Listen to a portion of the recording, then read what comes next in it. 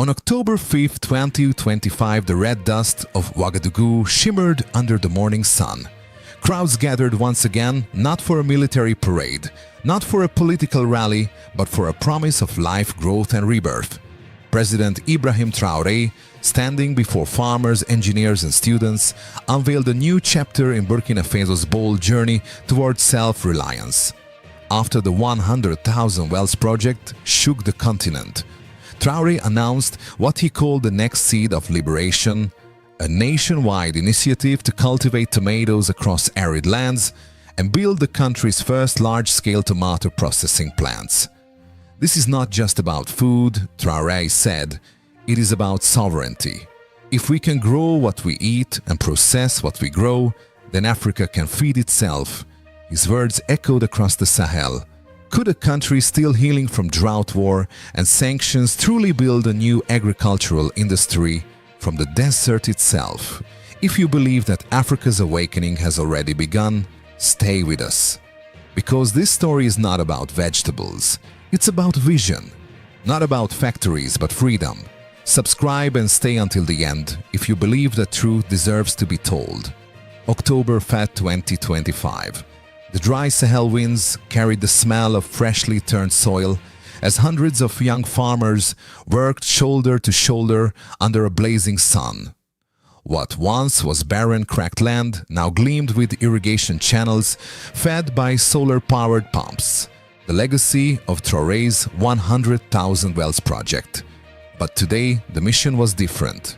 Bulldozers rolled in, marking the foundation of what the government called Africa's first tomato corridor. The site Koudougou, a region once known for cotton, now set to become the beating heart of Burkina Faso's tomato industry. At the ceremony, President Ibrahim Traoré outlined a three-phase plan valued at $85 million, combining public funds, local cooperatives, and new trade partnerships with Mali and Ghana. Phase 1, 2025-2026 construction of 2 tomato processing plants, each capable of handling 150 tons per day. Phase 2, 2026-2027, expansion of 25,000 hectares of irrigated tomato farms managed by rural youth cooperatives. Phase 3, 2028-2030, export-ready operations producing paste sauce and dehydrated tomato powder for African markets. The factories will employ over 3,000 workers directly and create 20,000 indirect jobs across logistics, packaging, and solar-powered irrigation. Standing before the crowd, Traoré declared, "We have been importing tomato paste from abroad for decades, yet Africa produces the sun, the soil, and the strength to grow its own. From this land, we will turn red fruit into red gold." Applause erupted. Foreign observers called it ambitious, while local farmers called it hope. Behind the stage, engineers surveyed water pipelines that would link the wells to drip irrigation networks, proof that every drop drilled from the desert would now give birth to food jobs and dignity. For the people of Burkina Faso, this wasn't just about tomatoes, it was about rewriting what was possible. From the sand, they were cultivating sovereignty. To understand why President Ibrahim Traoré has chosen tomatoes, one must first understand his philosophy. From the beginning of his leadership, Traoré has repeated one idea again and again. A country that cannot feed itself cannot call itself free. This belief, born from decades of dependency and drought, now guides every decision his administration makes. After the 100,000 wells project, Burkina Faso achieved what many once thought impossible: access to water across previously lifeless plains. But Traoré knew that water alone was not the final goal. It was the foundation for the next revolution: agricultural sovereignty. 1. Breaking the chains of import dependency. For years, Burkina Faso and its neighbors imported over 80% of their processed tomato products from Europe and Asia. The irony was painful. African farmers grew tomatoes by the millions, but without factories to preserve them, nearly 40% of the harvest spoiled before reaching markets. Traoré saw this as a symbol of Africa's economic trap, exporting raw materials, importing finished goods, and losing value every step of the way. So he asked a simple question: if we can grow it, why can't we make it?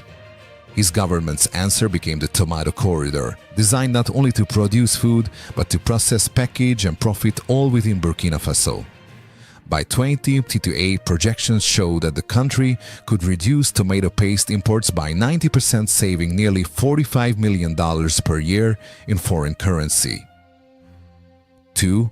Empowering the next generation of farmers. But the vision goes beyond economics. Traoré has called the project the School of Sovereignty. Each farm cooperative is led by youth trained in agroecology, irrigation management, and small-scale solar operations. Already over 7,000 young people, many of them previously unemployed, have signed up for the national training program. The government provides seeds, tools, and guaranteed market prices through state contracts with the processing plants. These young farmers are not treated as laborers. They are shareholders in a national movement. 3. The symbolism of the tomato. The choice of tomato was not accidental. Tomatoes grow, quickly adapt to arid climates, and symbolize resilience, a plant that thrives even under harsh Sahel sun. In a speech before university students in Ouagadougou, Traoré said, "The tomato is red like our flag. It represents labor, courage, and unity. When we make it grow, we show that Burkina Faso bleeds not from war, but from work." 4. Toward the continental model. Burkina Faso's project has already caught regional attention. Delegations from Niger, Mali, and Chad have visited to study its cooperative structure and renewable-powered irrigation. The African Union's Agricultural Development Council has labeled it a model for climate-smart food industries. In short, this is not just about tomatoes. It's about building an African blueprint for self-sustaining growth, combining indigenous knowledge, renewable energy, and industrial ambition. And at the heart of it all stands one man who refuses to believe that Africa's deserts are dead: Ibrahim Traoré, the soldier turned statesman who turned wells into water and water into life. By early October 2025, satellite images already revealed the transformation underway. What once appeared as ochre wastelands now displayed lines of emerald green young tomato seedlings stretching toward the sun. But beyond the beauty, the economic calculations were staggering. 1. The economic pulse. Each processing plant in the Tomato Corridor is designed to generate nearly $25 million in annual output once fully operational. Combined, they will inject close to $50 million per year into Burkina Faso's domestic market. Economists project that the initiative could raise agricultural GDP by 4.5% within the next 3 years, while stabilizing food prices in rural provinces that once relied on imported canned goods. Meanwhile, the government's Food Sovereignty Fund, backed by a mix of state capital and African Development Bank support, has allocated $22 million for solar irrigation and logistics upgrades. This ensures that the project remains not only productive, but sustainable. 2. A job engine for rural youth. Before 2023, youth unemployment hovered around 18% in rural areas. 2 years later, the Wells Project and Tomato Revolution combined have already absorbed tens of thousands of new workers into the agricultural value chain. Truck drivers, mechanics, packaging workers, and irrigation technicians all are part of a new, diversified workforce. For many young Burkinabe, this is the first steady income they've ever earned. In interviews, some call the program the Red Gold Rush, not because it's about money, but because it's about pride. 3. Regional trade and integration. Traoré's government isn't working alone. Talks with Mali, Ghana, and Togo have paved the way for a West African Tomato Alliance, a trade framework to ensure tariff-free exports of tomato paste and concentrate within ECOWAS. This could make Burkina Faso the leading tomato exporter in West Africa by 2028, an astonishing leap for a landlocked nation once dependent on foreign aid. Meanwhile, cross-border trade infrastructure, especially the Desert Highway project linking Ouagadougou to Mali, is being designed to transport both agricultural goods and renewable energy equipment, tying together Traoré's dual ambitions, food and power independence. 4. The political message observers in Europe and the Middle East see something deeper. The tomato revolution signals a shift in Africa's posture from dependency to defiance by focusing on real economy sectors, water, energy, and agriculture. Traoré challenges a decades-old global structure where African nations are suppliers of raw materials but buyers of finished products. His message is unmistakable. The era of exporting hope and importing hunger is over. 5. Regional ripples. Inspired by Burkina Faso's model, Niger has announced plans for its own solar tomato initiative in Tillabéri, while Mali is exploring shared irrigation systems for onion and pepper cultivation. Experts at the African Union's Food Security Task Force describe it as the most practical and politically unifying project in the Sahel since independence. But as the raid fields of tomatoes expanded across Burkina Faso's plains, so too did the course of doubt. The tomato revolution, though visionary, was not immune to the storms of reality. 1. The harsh terrain of reality. Burkina Faso is still one of the hottest and driest nations in the world. The project's success hinges on irrigation networks powered by solar pumps that remain vulnerable to sandstorms, vandalism, and limited maintenance capacity. Many engineers warn that without proper long-term management, the first wave of production could be undermined within 5 years. One agricultural economist from the University of Ouagadougou put it bluntly, vision is not enough.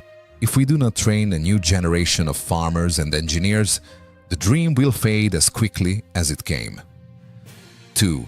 Western skepticism and media pushback. International outlets were quick to frame the program as political theater. Several Western commentators described Traoré's initiatives as populist experiments, comparing them to the agricultural ambitions of leaders like Thomas Sankara in the 1980s. One European newspaper wrote, "Traoré is planting ideology more than tomatoes." But in response, Africa News and regional analysts countered with data production. Yields from the pilot farms in Koudougou had already surpassed projections by 22% within 3 months. For many Africans, that was proof that hope could indeed grow from sand. 3. The sanctions' shadow economic isolation continues to loom large. Following Burkina Faso's suspension from ECOWAS and certain aid restrictions from Western nations, the financing pipeline remains tight. Access to advanced agricultural equipment and spare parts is constrained by export rules, forcing the nation to rely on domestic manufacturing and Chinese or Turkish imports. Still, Traoré refuses to bend. In a fiery address to parliament, he declared, "We are not asking for permission to leave. We are building because we must." 4. Domestic doubts and political tensions. Not all citizens are convinced. Urban intellectuals and opposition figures question whether the tomato factories valued at nearly $40 million will truly benefit small farmers or simply enrich military-linked enterprises. Meanwhile, humanitarian groups worry that focusing too heavily on export-oriented agriculture could divert attention from essential grain production and education, but on the ground in the villages, where wells have returned and fields bloom again, optimism outweighs cynicism. At least something is changing, says a farmer in Zignare. For the first time, my children eat what they grow. 5. Traoré's balancing act. Between domestic reform and international criticism, President Ibrahim Traoré walks a razor's edge. He must prove that his agricultural nationalism is not mere symbolism, but a viable path to independence. And perhaps that is where his true leadership will be tested, not in declarations but in endurance. Every seed we plant, Traoré said recently, is an act of defiance against hunger and humiliation. By late 2025, something extraordinary began to unfold. What started as a domestic agricultural initiative was now becoming a continental movement. Burkina Faso, Mali and Niger, three Sahel nations, led by reformist juntas, announced the creation of the African Tomato Alliance ATA, a cooperative framework designed to standardize tomato production, share solar irrigation technology, and build a joint export brand for West Africa. In a live-stream summit from Ouagadougou, President Ibrahim Traoré declared, "They said we could not feed ourselves. They say the desert would win, but we have learned to make the desert serve our people." The announcement shocked traditional trade blocs. For decades, agricultural partnerships in Africa were shaped by Western or Asian donors. This time, the blueprint came from Africa itself. The ATA would establish joint storage depots, shared processing plants, and a unified export tariff system, allowing member nations to negotiate directly with Europe, the Middle East, and Latin America. More surprisingly, the alliance would adopt a common agricultural currency unit for trade bypassing dependence on the CFA franc, a move economists compared to the early stages of the European Common Market. Within weeks, Africa News called it the Red Gold Union. Western analysts called it economic rebellion. But in the eyes of millions of Africans, it was something simpler and far more powerful, a shared dream of dignity. If we can make tomatoes from Saint Traoré said, then we can build nations from hope. When Washington and Brussels finally took notice, it was already too late. Shipments of made in Burkina Faso tomato paste had begun arriving in West African ports and even markets in Morocco and Brazil. Western diplomats labeled the African Tomato Alliance a protectionist maneuver. Trade analysts warned that by reducing imports of European tomato concentrate, the bloc could trigger a $400 million loss to European agribusinesses. But in Ouagadougou, Traoré simply smiled. For him, the reaction was proof that Burkina Faso's agricultural revolution was working. In January 2026, footage of farmers in northern Ghana chanting Tomates de la Liberté. Tomatoes of freedom went viral across African social media. It wasn't about the crop anymore, it was about ownership, identity and pride. In an interview with African News, a Malian economist summarized it best: "This isn't about tomatoes. It's about rewriting the map of economic dependency."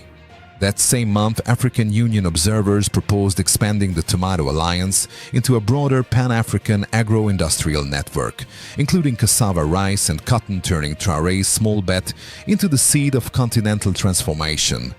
Meanwhile, in Western think tanks, a quiet realization spread: a new type of African leader had emerged, one who wields not weapons, but food sovereignty as a tool of power.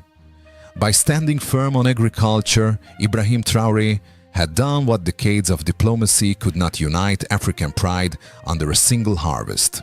The Tomato One commentator wrote is now the new symbol of African independence. Today, as the sun sets over the fields of Koudougou, the air smells not of dust, but of ripened tomatoes. Children run through the rows collecting baskets under the scarlet glow. Farmers pause to watch the horizon, where solar panels shimmer like silent guardians of a new age. Burkina Faso, once a symbol of drought and despair, now exports its own story of hope. And at the center of it stands one-man President Ibrahim Traoré, a soldier who traded weapons for seeds, speeches for soil, and slogans for sweat. The tomato revolution is more than an economic project. It is the declaration of a people who refuse to be forgotten, a nation that decided to feed itself rather than beg, and a leader who dared to say, "We will not wait for permission to be free." Across Africa, his words have become a mantra, echoing from desert to delta. The land is not poor. It is only waiting for hands that believe. Whether you agree with him or not, you cannot deny it. Ibrahim Traoré has redefined what leadership in Africa means. If his courage touches something within you, share this story. Because truth, like a seed, only grows when it is passed from one heart to another. Subscribe if you believe that the spirit of Africa deserves to rise again. And may God bless the land that feeds its own people.